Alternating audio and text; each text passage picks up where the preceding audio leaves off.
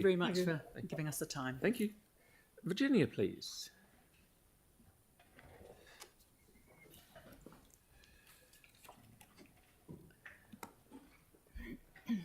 Hi everybody, thank you for the opportunity to be here.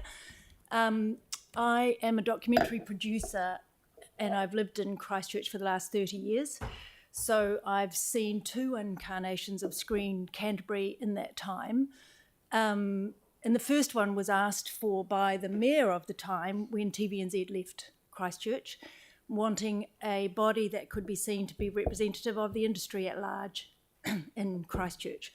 So we set up Screen Canterbury and Film South at the time, and that was in the days of, I think there was an economic development unit and we got the funding through that. So when that funding ceased, it took maybe another 5 or 7 years and Screen Canterbury ceased to exist, and it came back to life with some seriously hard work, I'm going to say 3 or 4 years ago, and with some more hard work it became the conduit for a grant through Screen Canterbury Christchurch NZ, which is currently off the boards, as my understanding is. So I'm here just as a personal representative of the fact that I have just completed a feature documentary, which is about a young Muslim couple and their response to the mosque attacks. It's a really positive story, and it is very much a Christchurch story, and I would not have got the funding from the Film Commission if I had not had the grant through Screen Canterbury NZ, because what they want is money from non-government sources, and the grant money was deemed to be soft money, but not government money. And that really is one of the key things that got me across the line for a really important Christchurch story to be told. So there's a report that will be presented to Petrina soon, which shows the 5-to-1 spend. It's not, and we had a DOP that came in from Auckland, but all the post-production, all the soundies, the people who were employed, we all lived here.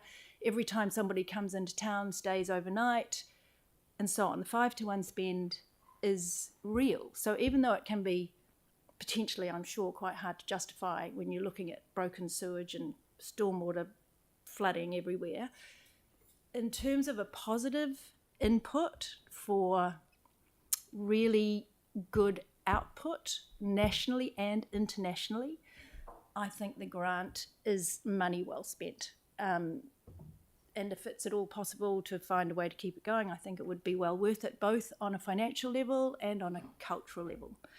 And more long term, you know, keeping Screen Canterbury alive and well, so that its funding doesn't cease, because it will then take 5 or 7 years, but it too will disappear.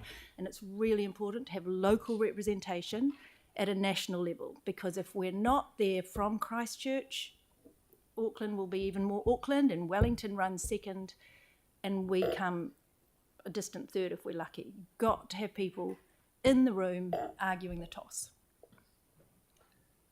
Very, very good submission, and you won't be lost on you that I think this year University of Canterbury, I got 350 odd people enrolled in film and digital film, so they'll be popping out of the woodwork soon in a number of years' time and looking for somewhere to work. So yes, and gaming is part of that broader industry as well, and there's a really big gaming focus at Canterbury University. I mean, it's thriving. Mm-hmm. Aaron? Yeah, what's the name of your doco and when's the release date? It's called Project 51, and we're hoping for an international premiere later this year, and then it will be released in a cinema near you. So what length is it? 84 minutes. And so it's feature? Yeah, it's a feature documentary. It's for a cinematic release. The distributor is Vendetta Pictures. The protagonists are a young couple in their 20s called Baris Shah and Saba Afrasayabi. They fundraised 20k and took it to Afghanistan and microfinanced 51 businesses in honour of the 51 people who were killed, and they filmed what they were doing, and we've taken them and that footage and turned it into a film, which I think hopefully will, you know, it's actually almost a way they were working through their grief, and I think it's got the potential to help New Zealand work through our grief and trauma. That's fantastic. So let also come back and present the trailer when you go to release it. Okay. The media are obviously cover our meeting. So you can do that at a normal council meeting. Okay, cool. And I'm picking half the councillors here will probably buy a ticket and go along to your premiere Great. as Well, well. take all your friends. We will. Thank you. Thank you very much for coming Cheers. Thanks. in. Okay.